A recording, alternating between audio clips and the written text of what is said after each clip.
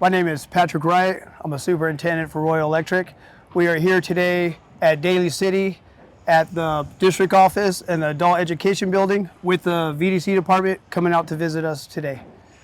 My name is Santos. I'm a modeler too in the VC department, and I'm excited to be here with Pat. We coordinated so much with this project.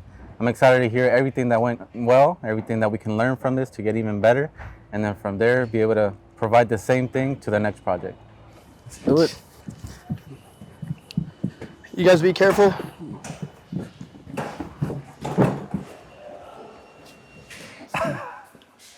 These ones here, Junior, yeah, that's...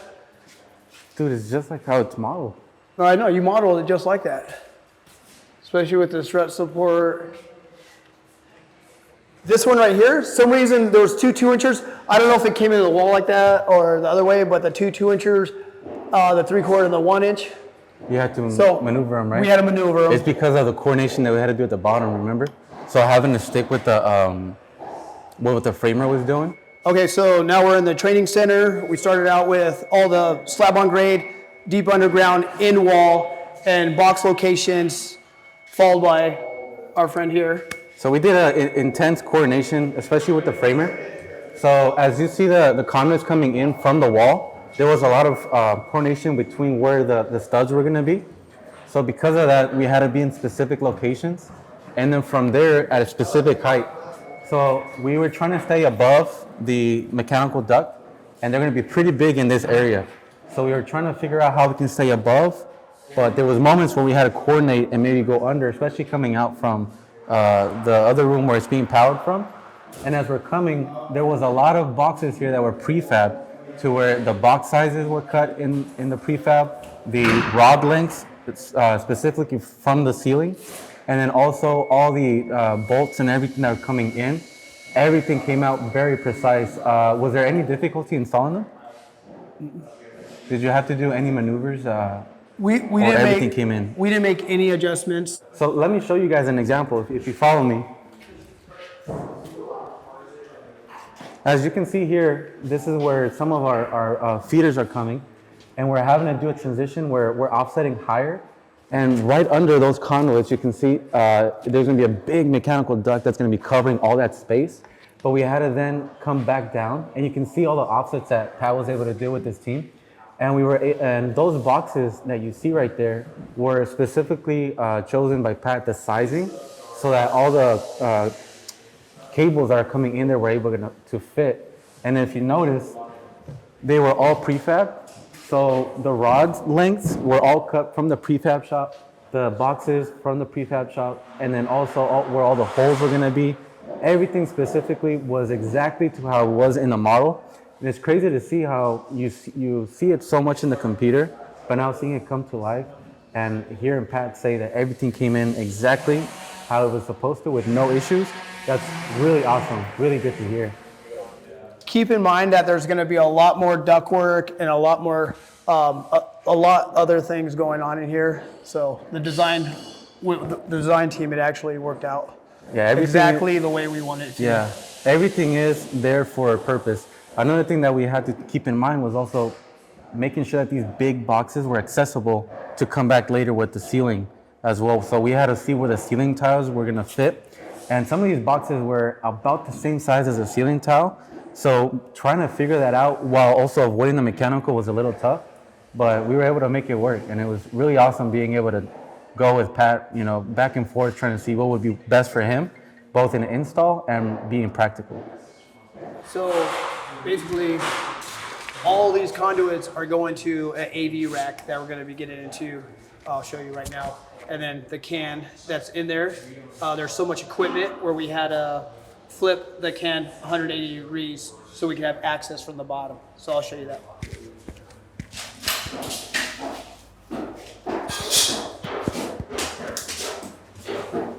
So this is the AV rack here. It's so tight, but it's all low voltage, so there is access. And then if you look up here, this is where we had to flip the can for all the conduits coming in because of the ductwork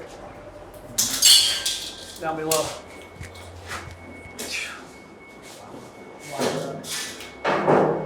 So all those conduits that were going through the wall are hitting this gutter, cable is gonna be pulled through there and then run to the right. And then from here, they're gonna then create holes to come down to the AV equipment. And that's how they're gonna provide power to all the AV systems. This room's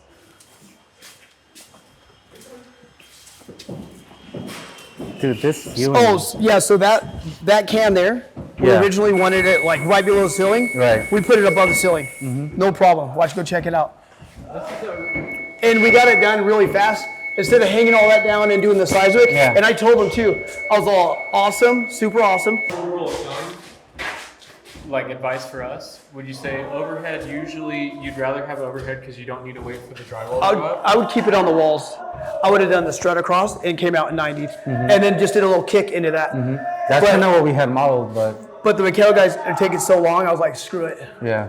This was awesome because once it's kind of like a aha moment where it's like, dude, I didn't think about this being a possibility, but it makes it so much easier because, like you said, you don't have to wait for anybody, and you're not hitting anything because nobody's attached to the wall.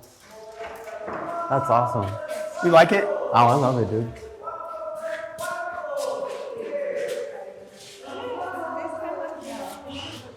So also, all these racks overhead, and they're gonna come in and they're gonna do all their, that's the other thing. We were trying to avoid the projectors, sprinklers, mechanical, floor box location. And then on top of that, the stage moved.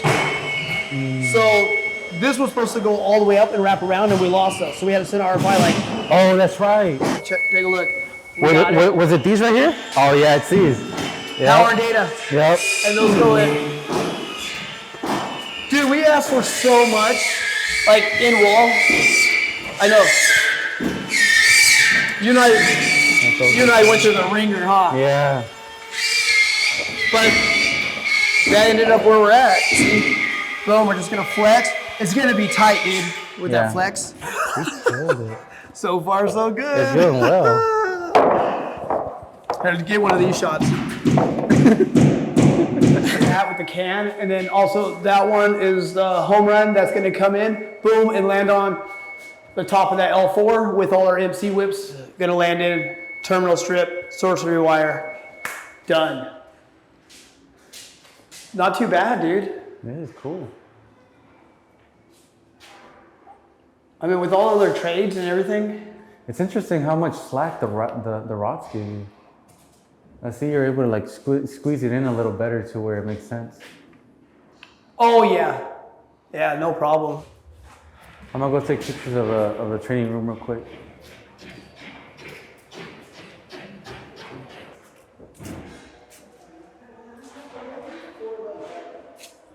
So if you notice, there's framing outside of where the wall is.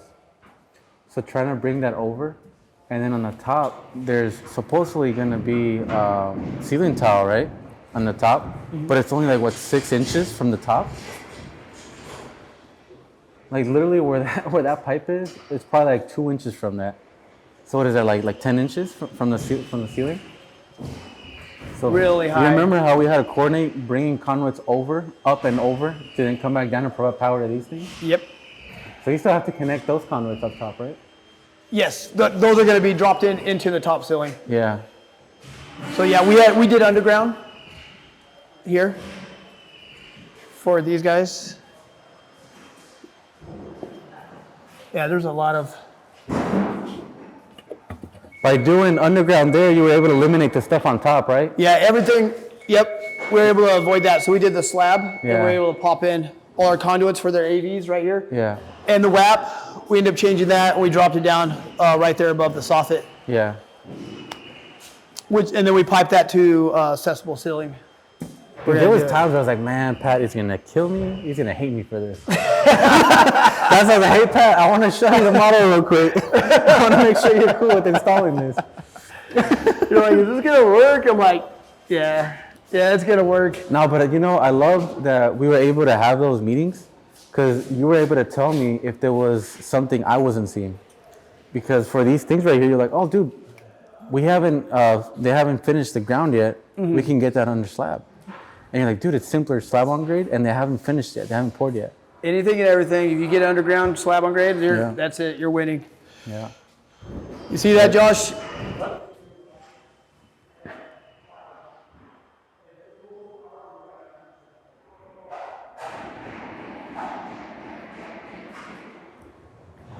And then having them already to where the holes are already made and they already have everything, the bends were already prefabbed and sent over. So all Pat had to do was like play Legos and just put them together. So that really speeds up the process where they don't have to take measurements here, they don't have to do nothing, they don't have to think as much, they could just install. So that really speeds up the process. Those little miscellaneous things that take up time, prefabbing it, coordinating it with the prefab team and Pat, that really gives an impact. I'd be interested, Pat, Pat, if you would have had to do the boxes here and not get them prefabbed, how much slower do you think that would have made you guys? Do what?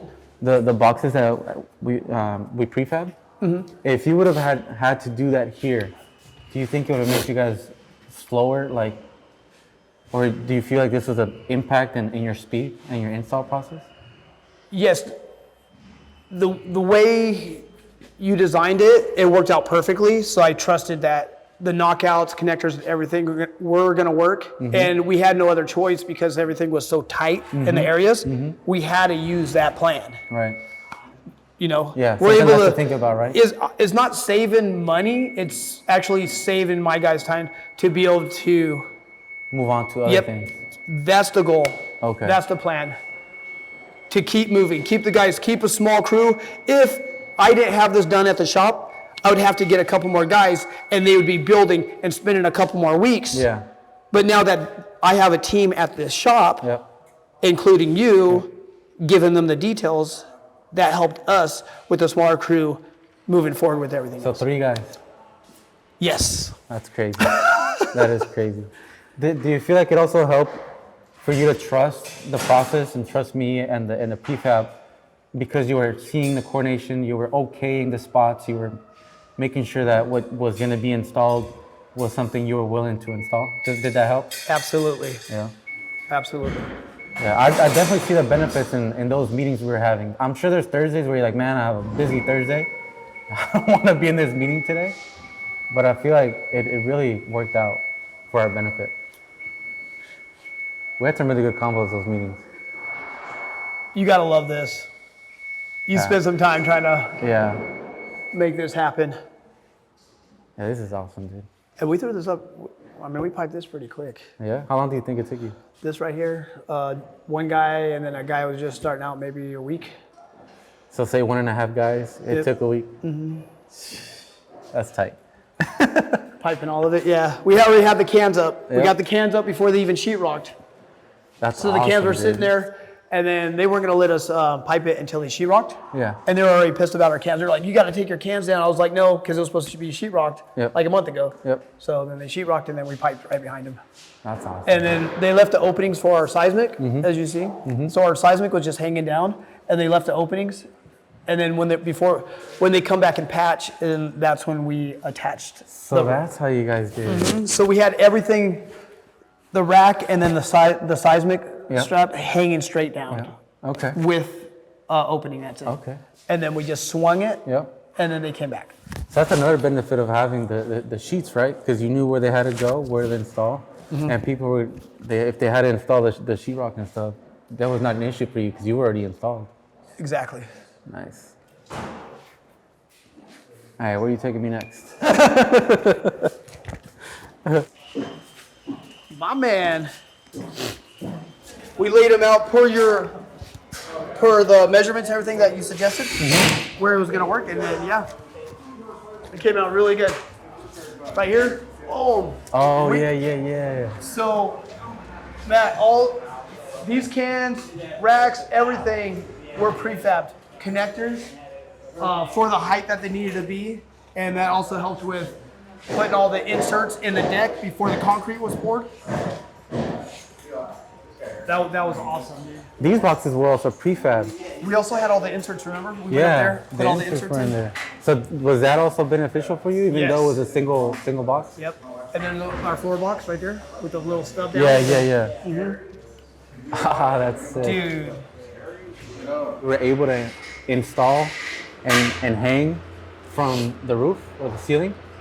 And then from that wall on, it changed completely where they did not want us attaching to the ceiling. So because of that, we were having to hit the middle of the joist. Yeah, level 2 is where we had to hit. We had to change it up, hit all the joists because of the pounds and the weight. Yeah. Right? Is that what we were fighting? Yeah, because you could hit the middle of where the 2 joists were, but it would only give you like, what, 50 pounds of weight? Yep, and that goes with no inserts and all that other great stuff. And then we're gonna be waiting on all of the partitions in the classrooms, and then the rollers that are gonna be going through here. I mean, we're 50%, almost 50%. You see our cans, boom, right there. Coming up, 90 in, done. And now we're just gonna throw our MC in there. All those racks, that's all the AV stuff that we had all prefab as well. Oh, that's right. So some of these items here, for the AV and all the display and stuff, we had all that stuff prefabbed at the shop, so we were able to go ahead and just throw them in, which was really cool. So prefab from the shop was, you can see where the boxes are, and then from there's conduit that was cut specifically to go up a specific height and then 90 out. So that was then delivered to Pat, and you guys were able to just knock it out. Yep, including with the layout, center of the wall, You know, is it fine if we the data room too. move your stuff over, Sure. hang a wall, and then put it back? Yeah, it's on wheels. That's totally fine. We'll put it back once we're done. My man, I appreciate you. Yeah, so this is the data room, and this is where all the data comes in and goes out to the other building. This is where all the firewalls, 2-hour fire rated walls are gonna go.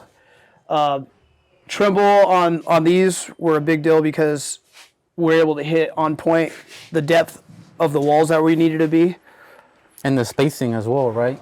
So we don't just have to avoid the wall, but then also keep the spacing to where it's not going to cause a structural issue or a fire rating issue, right? Correct. We have the sheetrock, plus we have the fire rated, the 2-hour fire rated plywood that's also going to be on there. So the depth that we need to put these conduits is crucial on how they're going to be laid out in here. So you were mentioning something about how you were double checking. Can you kind of mention that? Yeah, so after you gave us the points on where we're going to hit here, we also checked the grid lines and pulled measurements to make sure that we're on point and make sure that the architectural design was where they needed to be too for the building.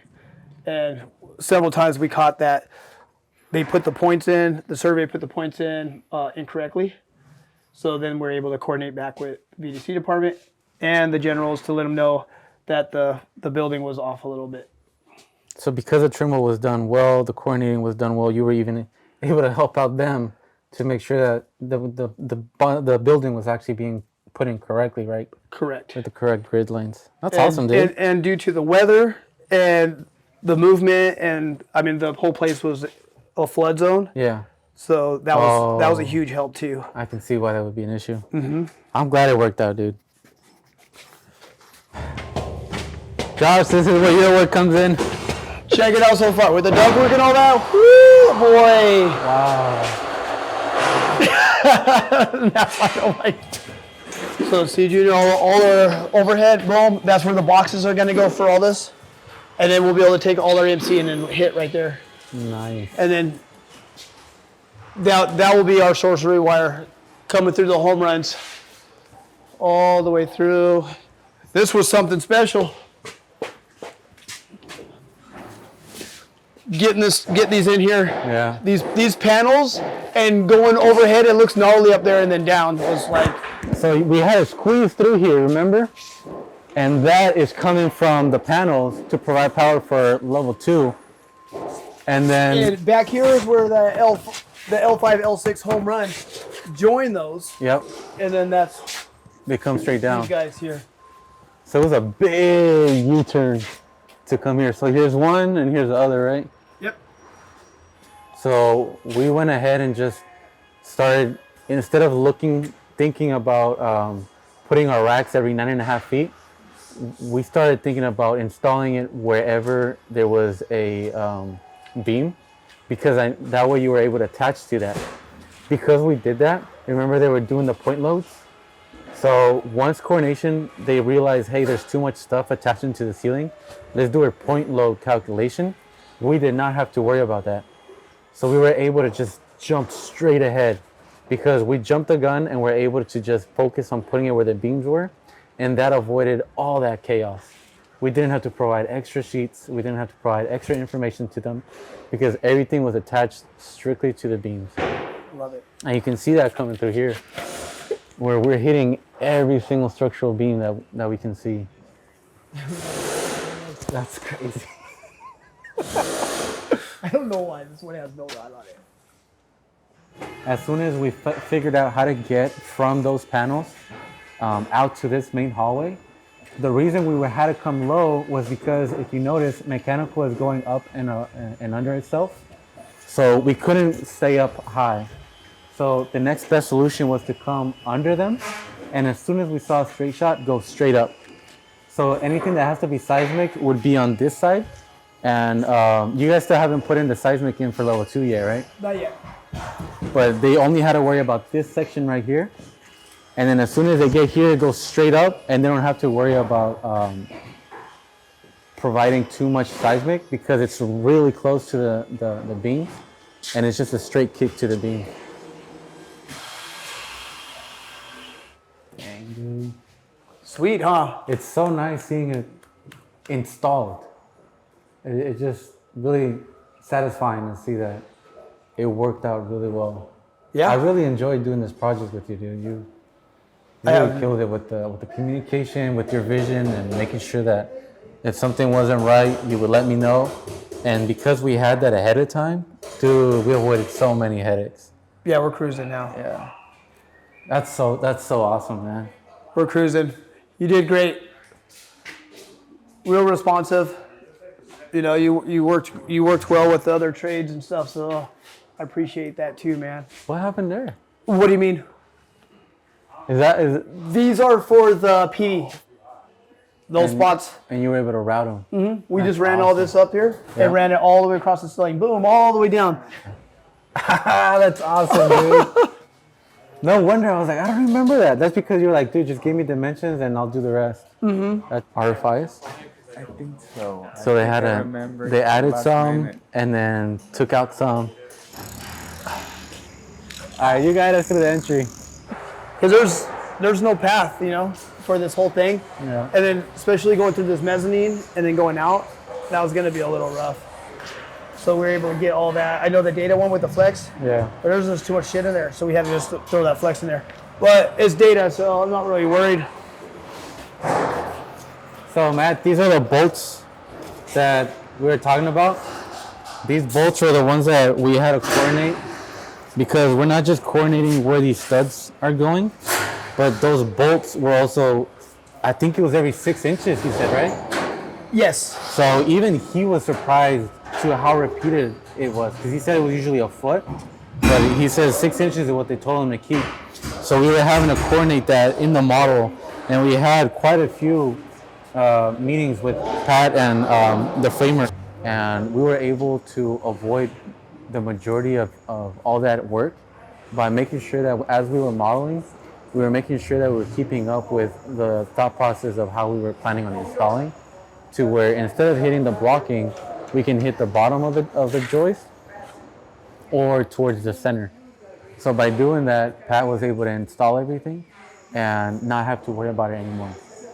And right now, the issue that some people are coming into is that they said that now they would prefer if you had a blocking, but because the way we install doesn't require that, Pat was able to install and then not have to worry about it. So that was a huge win for us to be able to coordinate and have those meetings, so that we were all on the same page as to how he was planning to install.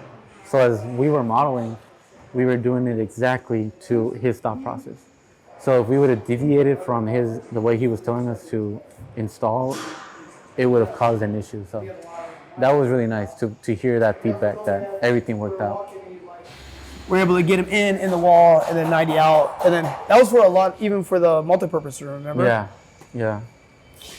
The prefab department was able to go ahead and set up all the boxes in the 90s and the racking system, and bring it all out on one rack, ready to go. And then now I can show you how it's getting installed and how fast it's getting installed. Okay, so for this installment, we're able to have the prefab go ahead and have the length and the widths for the MC, for the plugs, data, and the AV, and we're able to set them in the dimensions per the VDC department that they gave us all locations, heights, and dimensions for every wall. So my guys are able to install it a lot quicker and faster. You can see here, it's written. So this one, for example, is CT, and then it says L2 for level 2. So it's conduit trapeze for level 2, and this one in particular is number 4. So in that schedule, it has that same number, and you can, in that same, you look for that number in the schedule, and you look at the info. It tells you the rod length, it tells you the trapeze width, and the elevation that it has to be installed in. So with that one schedule, they're able to do this in the prefab shop. So all these are cut to length, exactly to what they need, exactly to how it's modeled. They're able to do the cuts for the rod length, and we are able to provide a little extra wiggle room in case in the field they need to go up and down. That I coordinated with Pat, and he wanted about 2 extra inches just in case. And then with that, they're able to bring him here, and instead of having to cut all these things up and put them together, they just come here and they're able to put it up. And then following this same numbering, they can go to that same schedule and know exactly where it goes. And then on the plan, it has a tag to where it has this number, and then they can follow the numbering system and install them, know exactly where it goes. So even in that, it speeds them up to where they're getting something that's already prefab, and they can just worry about putting it in. And then with, elevating him, like, so he I thought we already determined that. We did. Well, we decided that ourselves. We'll take a look at that. Marking out the next step. Gotta keep it professional. I'm trying to keep it professional, and you know me, I'm like, 13? I'm far from that. This is the first floor below the data room. We have 5 furnitures going up, sleeving through and offsetting up into the data room. Originally, we wanted to have all these coming in together, but the structure of the building coming out of the footing, they didn't want to allow us to keep them that close because of the foot. You remember that? Yeah. So we had to make those separations, and then with those separations, we had to provide offsets coming out into the top deck there. And that was again because of the same bolts that you can see here. They were having to provide extra bolts to keep the integrity of the structure. So that was some coordination with that. And we couldn't go straight through because there was a beam that was There's a coming beam running across. through the wall or in the wall. So we were having to offset out and then hit where it was the IDF room, right? Yep. And that we were able to coordinate this. We actually coordinated this before we even started coordinating the building. And we had to do that because they were having to finish the underground before it was poured. With all the footings and everything. Yeah. So we were able to coordinate this with the framers. We actually forced them to create studs for us in the model so that we can coordinate it and be in the precise location. And as you see, yeah, with the bolts, how close the bolts are to all the conduits. Yeah, you guys made it work, bro.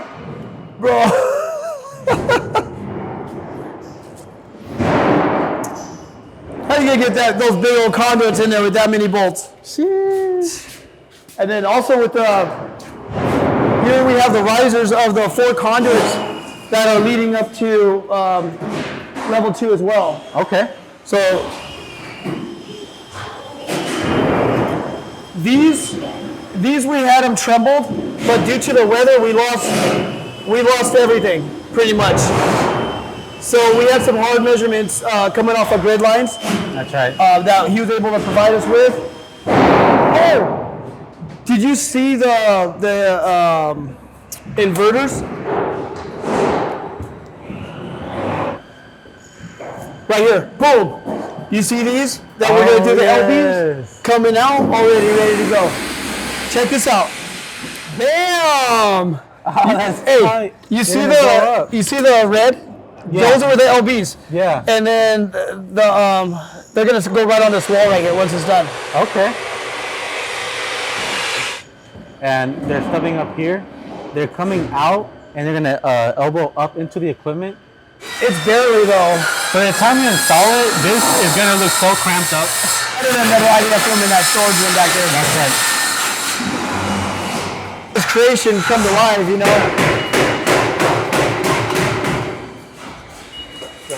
All right, just want to thank you guys for following us today. I just want to stress the fact that it's very important for us to utilize and communicate with the VDC department to have a smooth operation on the project.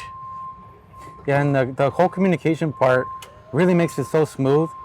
Sometimes in the beginning it may be difficult as a foreman, and it's understandable to try to make time for us to be able to have that one-on-one almost, show you through my computer how the coordination is going. I remember in the beginning you were a little worried about the hours that were accumulating, and but towards the end now, because of that bunch of hours that we put in ahead of time, now you're cruising, and now you're ahead of the game and ahead of the rest of the trades, right? Absolutely. We're able to work well with all the other trades, with the BIM modeling, the studs, the mechanical guy, everybody's really happy. All our subcontractors have everything they need at the moment. We're about 50% done with the project. We only have a few guys working here due to the fact that we're able to utilize the VDC department. And at the end of the day, we're just here to help and support whatever you want to build. So from the beginning, you were able to communicate very well what you needed, what you wanted, what you expected. And from there, I knew exactly where to move my time to attack that one by one and be able to give you exactly what you needed ahead of time. You were able to review too, which I really appreciated because you gave me feedback. And you were even able to catch a few things where you're like, hey, you know what?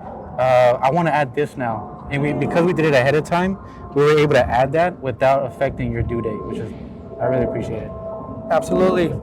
It's very important that the foremans create their details and process it, bring it out to the VDC department, and make sure they could go ahead and get it into points and walls that we could use. Yeah, and it's your vision. However you want to install it, we'll make it happen. My man. Pleasure working with you, bro. Thank you.